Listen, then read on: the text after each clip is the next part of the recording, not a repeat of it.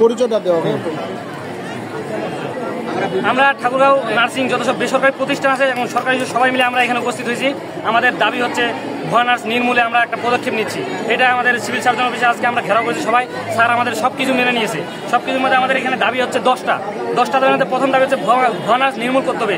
এই যে আমাদের যে নার্সিং আমাদের প্রফেশনের যে খারাপ নাম আসতেছে, যারা ভুয়া ওরা ডিউটি করতেছে, ওরা যে আমাদের যে রুগীরা আসতেছে ওরা বলতেছে নার্সের ব্যবহার খারাপ। আসলে ভাই ওরা তো নার্সই না, তাই না? ওরা তো নার্সই না। ওরা কিভাবে ওরা ভালোভাবে ভাবতে? আমাদের রুলস রেগুলেশন অনুযায়ী আমরা পড়ালেখা করি, এরপর আমরা ডিউটি করি, আমরা চাকরি করি, এরপর আমাদের ব্যবহার আলাদা পুরোপুরি। ওরা তো ওইসব জানে না। তো এই বিষয় নিয়ে আমাদের সিভিল সার্জন আজকের মধ্যে ব্যবস্থা গ্রহণ করছে। দাবিগুলো আছে আমাদের, এটা হচ্ছে 1 নম্বর দাবি ভুয়া নার্স। দ্বিতীয় হচ্ছে যে সরকারি হাসপাতালে আমরা যখন ইন্টার্নশিপ করি বা ক্লিনিক্যাল প্র্যাকটিস করতে আসি, আমাদের কাছে অতিরিক্ত 7,000 টাকা বা 10,000 টাকা আমাদের দাবি করা হয়, ঠিক আছে? তাই এটা স্যার আমাদের বলছে যে এই দাবি কোনো নার্সিং রেগুলেশন রুল রেগুলেশন নাই, অযথা এই দাবি এই টাকা সরকারি খাতে কোনো যুক্ত হয় না। তো এই টাকা ওনারা কি করে? আমাদের প্রশ্ন হচ্ছে এটা। তো স্যার এইটা আমাদেরকে আশ্বস্ত করছে যে আর তার 3 নম্বর হচ্ছে যে ক্লিনিক্যাল প্র্যাকটিস ও ইন্টার্নশিপ সকল নার্সিং শিক্ষার্থীদের অপারেশন থিয়েটারে ডিউটির অনুমতি দিতে হবে। আমরা যারা বেসরকারি প্রতিষ্ঠান আছে আমাদেরকে অপারেশন থিয়েটারে ডিউটি দেয় না। 4 নম্বর হচ্ছে প্রতিটি বেসরকারি ক্লিনিকে রোগীর সংখ্যা অনুযায়ী যে পরিমাণ নার্স প্রয়োজন তা আছে কিনা উল্লেখ করতে হবে এবং নির্দিষ্ট পরিমাণ নার্স নিয়োগ করে তা নিশ্চিত করতে হবে। 5 নম্বর দাবি হচ্ছে কোনো বেসরকারি ক্লিনিক হাসপাতালে Bangladesh nursing and midwifery council registration ছাড়া কোনো নার্স নিয়োগ করতে পারবে না। তারপর 6 নম্বর দাবি হচ্ছে বেসরকারি হাসপাতাল ক্লিনিকে সরকারি নিয়ম অনুযায়ী ডিউটি শিফট করতে হবে। 7 নম্বর দাবি বেসরকারি ক্লিনিকে নার্সদের বেতন কাঠামো সর্বনিম্ন 15,000 টাকা নিশ্চিত করতে হবে এবং পরবর্তী অভিজ্ঞতা অনুসারে বেতন বাড়াতে নার্সদের ঝুঁকি ভাতা প্রদান করতে হবে। 8 নম্বর দাবি বেসরকারি হাসপাতালে নার্সদের জন্য সরকারি বেতন কাঠামো অনুযায়ী সুযোগ সুবিধা নিশ্চিত করতে হবে এবং মনিটরিং করতে হবে। 9 নম্বর দাবি নাইট ডিউটিতে মেয়েদের ক্ষেত্রে যৌন হয়রানি সহ সকল ধরনের নিরাপত্তা ব্যবস্থা সুনিশ্চিত করতে হবে। এটা অবশ্যই মাস্ট বি। তারপর 10 নম্বর হচ্ছে ইন্টার্নশিপ শেষে নির্দিষ্ট সময়ের মধ্যে ইন্টার্ন সার্টিফিকেট প্রদান করতে হবে এবং ইন্টার্ন সার্টিফিকেট সকল ধরনের হয়রানি বন্ধ করতে হবে। এটা হচ্ছে আমাদের 10টা দফা আছে। না মানলে কি করবো আমরা অবশ্যই আমরা দরকারে আমরা আন্দোলন চালাইতে থাকবো। অবশ্যই আমাদের আন্দোলন বহাল থাকবে।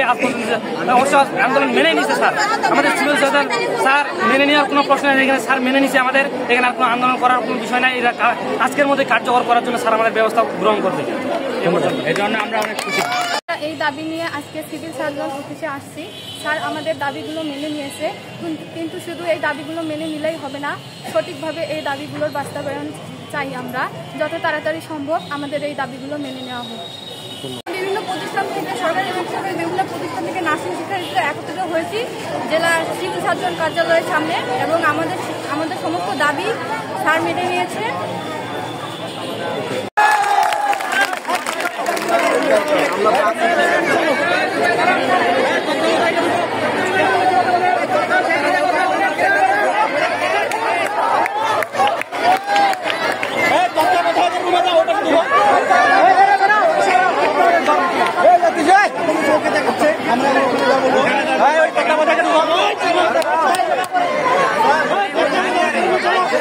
সামনে তত্ত্বাবধায়ক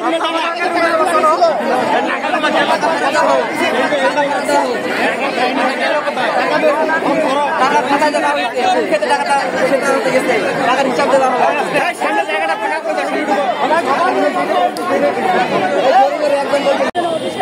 স্যার আমাদের দাবিগুলো মেনে নিয়েছে। কারণ হচ্ছে আমাদের রাতে নাইটে ঘুরতে আসি, এতে বিভিন্ন ধরনের হয়রানি হয়ে থাকে। তো স্যার আমাদের এই বিষয়ে সহযোগিতা করতে চেয়েছে যথেষ্ট পরিমাণ। আমাদের বিষয়ে স্যার লক্ষ্য করবে।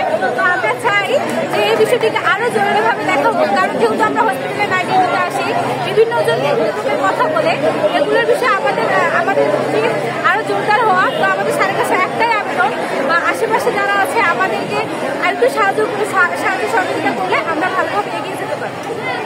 করে তো হচ্ছে আমাদেরকে নিরাপত্তা দিতে হবে, আমাদের যেন কোনো প্রকার রাতে যেন থাকার অসুবিধা না হয় এবং জোরালো হয়রানিতে না মেয়েরা ভুগতে পারে। সেজন্য আমরা চাই আমাদের মানে একটা হচ্ছে ভালো নিরাপত্তা স্থান দেওয়ার জন্য, এটাই আমি বলতে চাচ্ছি।